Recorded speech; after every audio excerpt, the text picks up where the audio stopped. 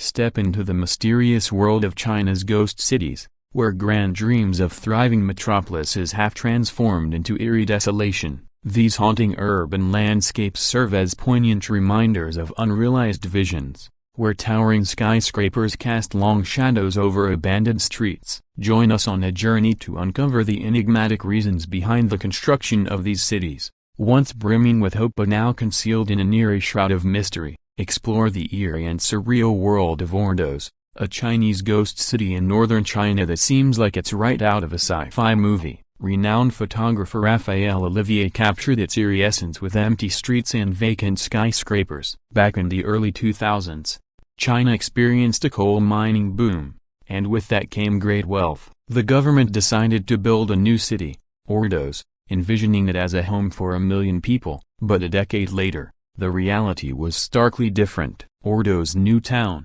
near the thriving old town, failed to attract many residents. Most people preferred the vibrant old town, so why move to a ghost town? The few who did settle in Ordos were mostly migrant workers and government officials. To entice people to live in this empty city, the government relocated offices there. Unfortunately, the grand plan for Ordos went awry, leaving behind a city with far fewer people than intended. Surprisingly, 80 to 90% of the apartments in Ordos are owned by investors who are waiting for the right time to profit from their investments. This leaves a lot of empty spaces, and they have no reason to lower prices, making it even harder to attract residents. In 2016, China tried to adjust its expectations and aimed for a reduced population target of only 300,000 for Ordos. But high taxes and subpar construction quality continued to deter potential residents. By 2016, only 100,000 people called Ordos home, far below even the lowered goal. The phenomenon of empty cities isn't unique to Ordos, it's a widespread issue across China. The country has a staggering 65 million vacant housing units, which could house the entire population of France or at least 25% of China's homeless population, which stands at a staggering 300 million. This surplus of homes is primarily driven by China's middle class, who view property as a safe investment due to restrictions on investing outside of China. It's a way to preserve savings and invest in intangible assets. China's real estate sector is vital to its economy, as the country aims for continuous economic growth. This keeps the construction and development going, but the accumulation of empty units raises concerns about its long-term sustainability. In Ordos, you'll find 2 horse statues that symbolize the region's nomadic culture, reflecting the desire to travel anywhere but stay in this desolate city. Let's explore a unique aspect of China's urban landscape, Junming's ghost neighborhood. When we hear ghost cities, we often think of entirely abandoned cities, but sometimes, within larger cities like Junming, you can find ghost neighborhoods. Junming is a big place, with a population similar to Madrid, but in some areas, you'll be surprised by the lack of human activity. One prime example of this is Sunshine City, a part of Junming. The most significant event here happened in 2021 when they decided to tear down 15 unfinished skyscrapers. These buildings were started back in 2011 but were never completed because the developer ran into financial trouble, which ultimately stopped construction in 2013. Junming is also home to Evergreen Spender City, a massive complex meant to house 60,000 residents. Official media outlets claim that 30,000 people live there, but the truth is quite different. Everything within Evergreen Spender City, like shops, stores, kindergartens, and hospitals, has been shut down, making it look abandoned and desolate.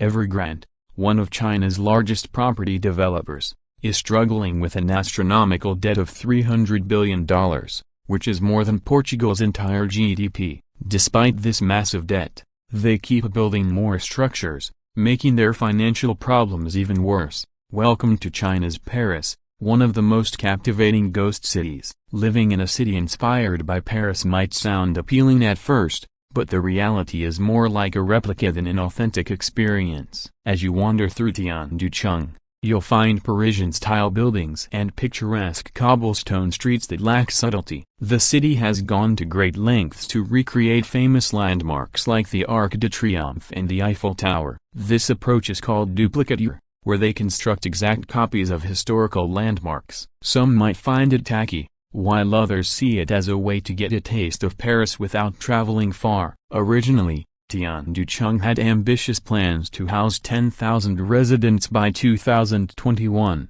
but they've only managed to attract 10 people towards this goal. Most of the people you encounter there are curious visitors from nearby Shanghai. The high property prices in this replicated Parisian setting make it unaffordable for many, contributing to its ghost city status. It's essential to understand that Paris is a unique city, and trying to replicate its essence is a tough task. The inability to capture its distinct charm and cultural richness likely deters people from living in Tianducheng. As a result, the city remains sparsely populated, resembling a ghost town. In short, Tianducheng's status as a ghost city reveals the challenges of replicating a world-famous international city. The sky-high property costs and the difficulty of capturing the true spirit of Paris have discouraged people from calling it home, emphasizing the irreplaceable nature of the original City of Light. Let's explore Thames Town, Shanghai's attempt to copy London, following a familiar pattern seen in other Chinese ghost cities. While Tianducheng aimed to replicate Paris,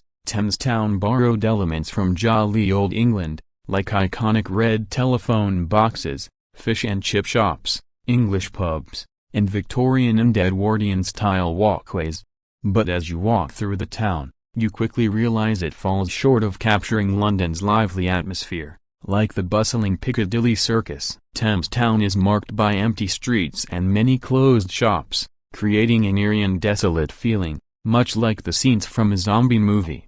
Originally, Thames Town was designed for students and university workers, but it failed to attract its intended residents due to high prices. Property owners are unwilling to lower their prices, making it too expensive for the people it was meant for. This situation in Thames Town shows the challenges of replicating the essence of a foreign city. Despite their efforts to recreate iconic London features, the town lacks the life and energy you find in the original. Failing to create a thriving community with a sustainable population highlights the complexities of transplanting the spirit of another city into a new context.